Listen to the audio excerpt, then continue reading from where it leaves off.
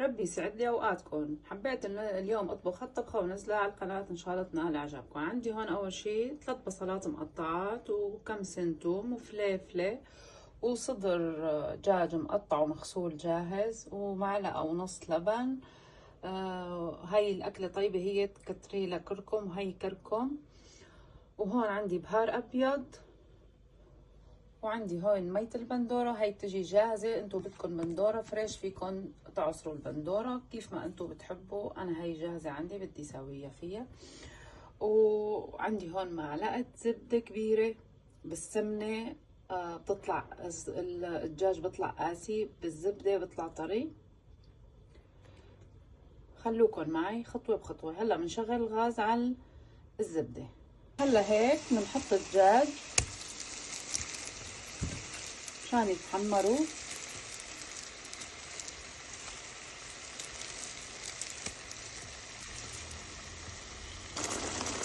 هلا ما بنحط لهم ولا ملح ولا شيء لبين ما يتحمر الطرف، بنرجع نقلب بعدين بنحط لهم الملح والبصل. هلا هيك بنقلبهم الوش الثاني. هلا عندي هون البصل انا طحنتهم بالطحانه، ما بدي اياهم الفرن.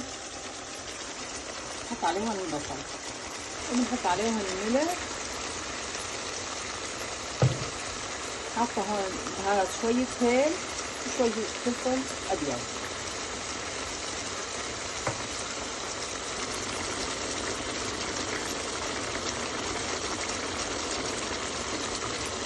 هلا هون الفليفله والبصلاي والثوم رجعنا حطيناهم بالمحضرة وقطعناهم. هلا بنحطهم فوق الدجاج. نحط عليهم الكركم.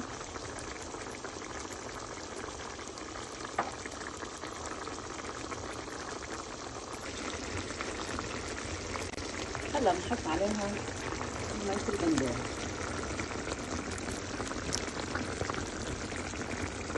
عليهم مكعب ماجي كمان. نحط عليهم اللبنات. هلا بنحركهم عشان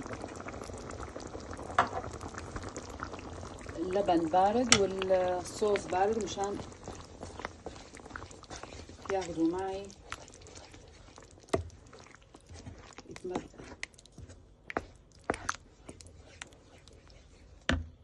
هون خضرة أنا ما صورتها، الخضرة اللي بدكم إياها بس الطيبة فيها البازيلا والجزر، أنا بجيبها معلبة.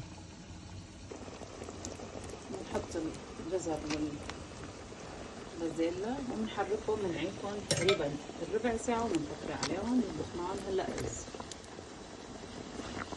هلا هيك طبختنا صارت جاهزة.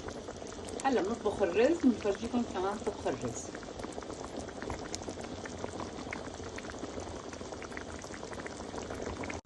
هلا بدنا نعمل الرز.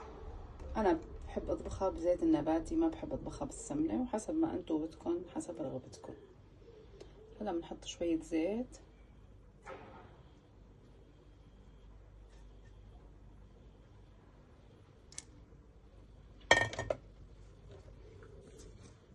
انا نقعت الرز،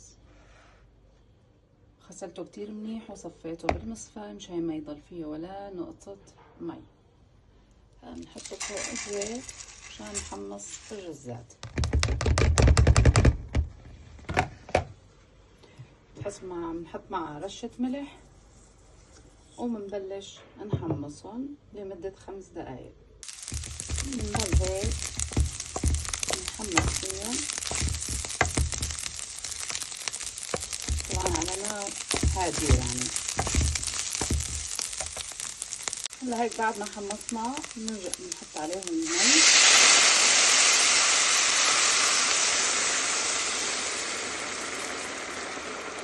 ونحط عليها قطعة ماجي اللي بحب، اللي ما بحب رغبة شخصية.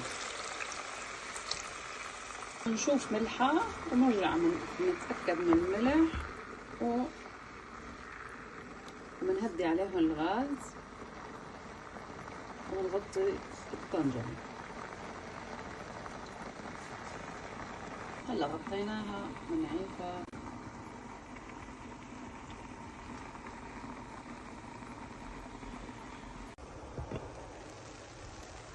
هلا هيك بنحط لها كمان شوية زيت، بدكم سمنة بدكم زيت، أنا بدي أحط لها مشان الرزاية عندي بتضل هيك على حالها.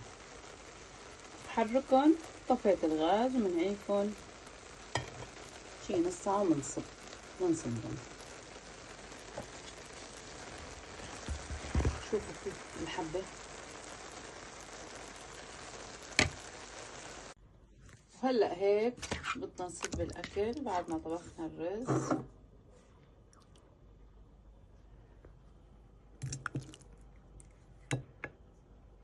وهذا الرز هلأ هيك صار شكله.